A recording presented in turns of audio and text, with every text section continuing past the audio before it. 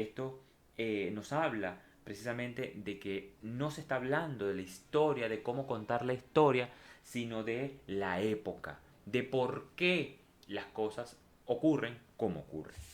Si entendemos esto, podemos entonces entender la lucha de clases. La lucha de clases aparece en este seno como esta fuerza bipolar, esta fuerza binaria, en donde todo se tiene que reunir bajo dos. Cuando hay lucha, hay dos. Hay dos fuerzas en potencia, hay dos fuerzas en choque. Entonces, no existe de alguna manera, eh, siempre habrá esta dialéctica de polaridad. Cuando se habla lucha de clases, necesariamente se está hablando en estos dos términos, en donde uno se come al otro, donde hay esta depredación. Y precisamente el avance de esta depredación termina con la muerte de uno de los dos. Por eso la lucha de clases es el motor de la historia de la opresión. Y justamente lo que le interesa a Marx es acabar precisamente con esta historia. O sea, por eso, justamente con esto, y si no se entiende esto, o sea, esto no es que la lucha de clases se tiene que seguir dando eternamente, al revés, es que una vez concebida ya no puede seguir existiendo. Una vez con la conciencia de que existe una lucha de clases, tiene que hacerse todo lo posible, tiene que conspirar en este sentido del término, conspirar en su sentido filológico del término, todo tiene que esforzarse por acabar con esta lucha de clases, porque ya somos conscientes de esto, precisamente. Ya lo veremos con claridad porque el texto nos lo va a ayudar. Pero este devenir de la historia o este devenir de esta forma de oprimirnos tiene que culminar. Y la lucha de clase precisamente es insalvable. Al revés, no es aupar la lucha de clases, es acabarla por completo. Por eso el comunismo no se entiende correctamente, no se entiende en sentido filosófico si se cree que es una guerra perenne, una lucha perenne, un acabar al otro hasta pulverizarlo. Porque en el momento en que se acaba el otro, se acabó la lucha y se acaba la identidad. Cuando hay lucha, hay oponente, el oponente es quien me define. Cuando yo mato al otro, ya me quedé sin reconocimiento, sin identidad. Y esto es justamente lo que no puede ocurrir, porque entonces todo lo que nos movió el motor de, que de la lucha se agota por completo, se pierde por completo. Entonces, lucha de clases siempre será binario, bipolar y necesariamente tiene que acabarse. Tiene que acabarse todo tipo de lucha. Ya no puede seguir estando. La arena tiene que acabarse. Pero para acabar la arena hay unas condiciones. Y esto es lo que justamente vamos a ver con este manifiesto comunista. Finalmente, la burguesía, que ya lo comentaba, son los burgos, ¿verdad? Burguesía viene de la palabra Burgos, y Burgos era básicamente una ciudad marginal, en donde se producían cosas. ¿Qué era la constitución del burgo? El burgo era alguien que era dueño de una propiedad, de un terreno, de una casa, de lo que fuera, y con esa propiedad podía explotarla para generar algún tipo de trabajo, algún tipo de bienes o servicios. Entonces, en realidad los burgos nacen de una manera marginal a las afueras de donde ocurría la historia, en donde ocurrían las épocas donde ocurren en las monarquías, donde ocurren las guerras, donde aparecen los duques, la nobleza, el ejercicio militar, la pelea por anexar territorio. Entonces, la historia ocurre al margen, no, perdón, los burgos ocurren al margen de la historia, es al revés la cosa, ¿sí? Los burgos eran lugares completamente miserables, por cierto es una palabra española, ¿verdad? Los primeros burgos aparecen en el gran imperio, el primer gran imperio de la modernidad, cosa tan extraña, por cierto aupado por diferentes clases o por diferentes religiones. El burgo nace necesariamente como gente marginal, pero no es solo gente marginal, sino gente que tiene mucho dinero pero que no tiene políticamente ningún tipo de influencia. Estamos hablando de los árabes, estamos hablando de los judíos, estamos hablando de estas sociedades que de alguna manera no están representadas, no están conectadas con los reinos, con las monarquías, con el desarrollo político que existe y viven afuera produciendo, creando estas cosas. Recordemos que en algún tiempo, hubo un tiempo en donde estamos hablando finales del feudalismo, en donde producir, trabajar era asqueroso, ¿no? Esto hay que entenderlo con claridad, ¿no? Trabajar, vivir de un trabajo era algo completamente miserable, ¿sí? Fíjense que hablaba la burguesía en el sentido de Feuerbach cuando veíamos las tesis, esta forma sucia judía, el ganarse el pan, el ensuciarse las manos para ganarse el pan, era una cosa completamente miserable, asquerosa, que no representaba la dignidad humana, que no representaba la dignidad de la gente de altura, de la aristocracia, de ser el mejor. Si usted tenía que trabajar de alguna manera, usted formaba parte de una clase que repugnaba, ¿sí? Que era marginal, que era una porquería. Y precisamente por eso la gran acumulación de capitales, de crédito, de dinero, de oro, se acumulaba en estas regiones, ¿sí? Entonces, este estamento estaba entre la servidumbre y la aristocracia. Era un rango medio entre estos dos grandes, dentro de estos grandes clases de personas, ¿no? Los que eran esclavos necesariamente y los que eran dueños por heredarse, por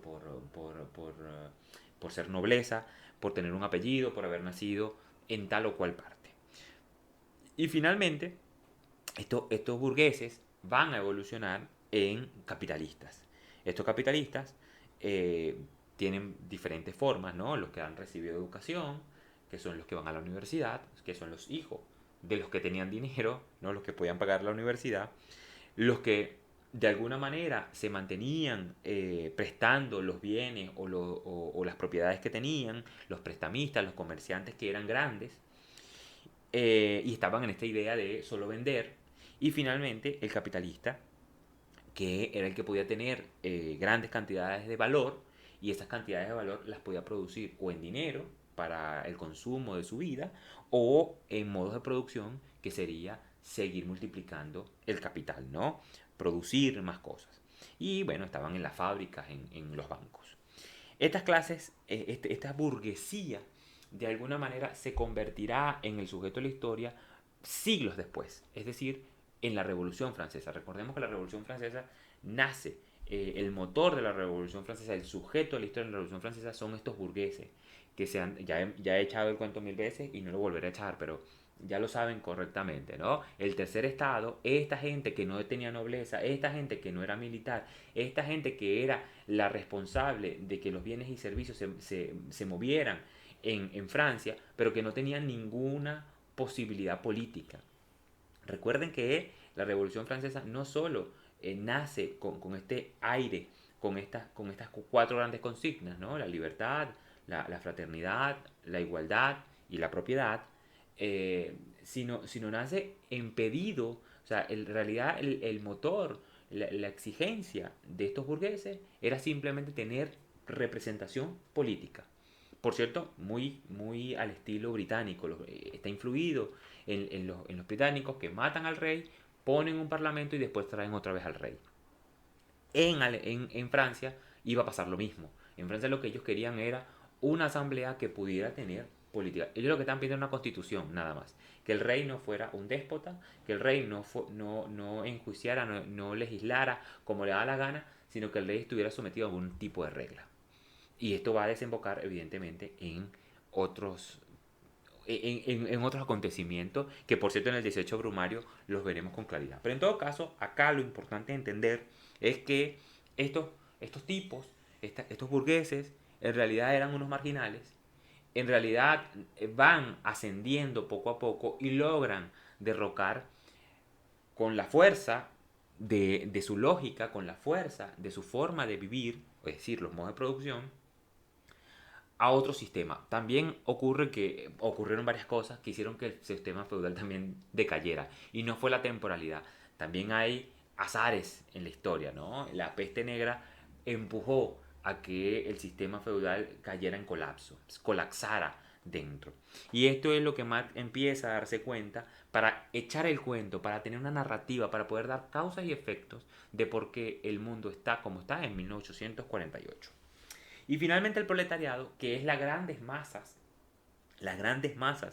que empiezan a nacer por la misma forma en que la producción burguesa se da.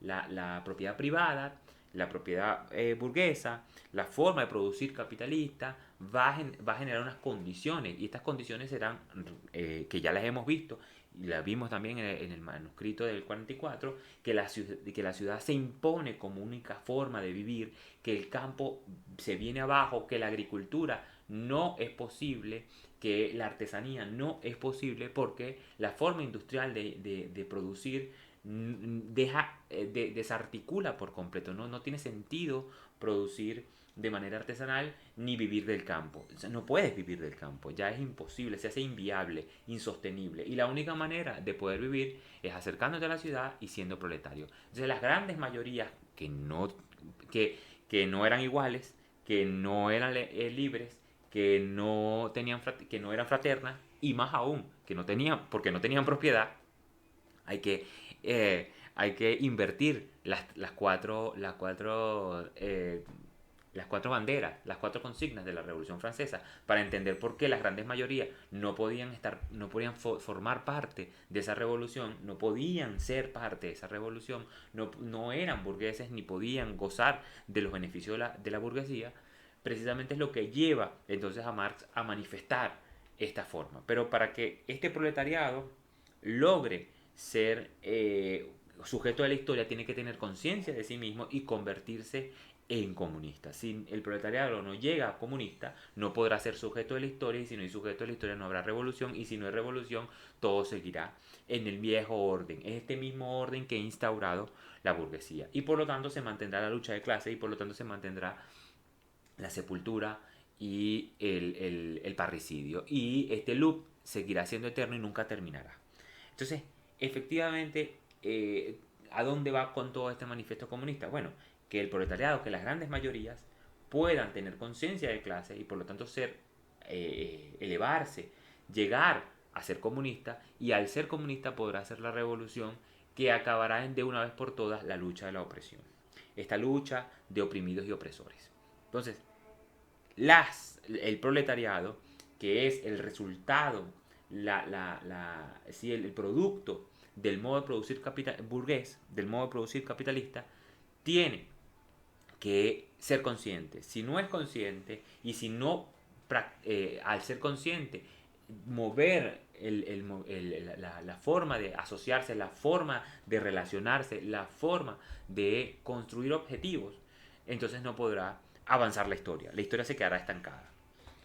Spoiler alert, la historia se quedó estancada. Bueno, pero eso es otra cosa. En todo caso, aquí esta gente que no tiene propiedad, que no posee sino únicamente su fuerza individual, aislada de trabajo y que solamente la puede vender por un salario, y ya sabemos la violencia que genera ser asalariado, entonces es lo que convierte o lo que sostiene o el elemento esencial que define al proletariado. Al burgués lo define entonces tener propiedad, y puede estar entre ser capitalista, rentatario, prestamista, comerciante, o ser ideólogo, formar parte del sistema de universidades, el sistema de doctores, el sistema de ciencias, el sistema tributario o del derecho jurídico del Estado, formar parte entonces del sistema de opresión. Y el proletariado se define por aquel que no tiene propiedad, por aquel que siempre estará marginado, por aquel que siempre será la mayoría y sobre todo por aquel que solo puede vender. La única cosa que posee es su fuerza de trabajo y la vende por salario. Si entendemos estas cuatro cosas, entonces vamos a poder avanzar hacia la concepción materialista de la historia y sobre sus premisas. La burguesía como sujeto de la historia, que será la primera parte de este manifiesto, en donde Marx se da cuenta de que la burguesía ha aceptado, asimilado, ha superado los modos de producción antiguos, ya lo veremos cómo, ha instaurado una nueva forma de ser, de conocer y de hacer, es decir, hay una globalización en marcha que además se ha impuesto y finalmente que esta burguesía no puede salir de este loop, que la burguesía solo puede vivir en la medida en que exista un sistema de competencia, un sistema reptiliano en ese sentido de depredación de los mismos obreros y de los mismos mercados, y que este sistema de depredación solo se sostiene en la medida en que siempre busque, promocione la innovación, y con la innovación la crisis, todo agotamiento. No hay manera de que el capitalismo se mantenga si no hay crisis. Y es esencial la crisis, la innovación y la derrota, la ruina. Porque de toda ruina aparece este loop de la burguesía, se va a dar constantemente siempre y cuando no exista aparezca una nueva clase que se le oponga a la burguesía.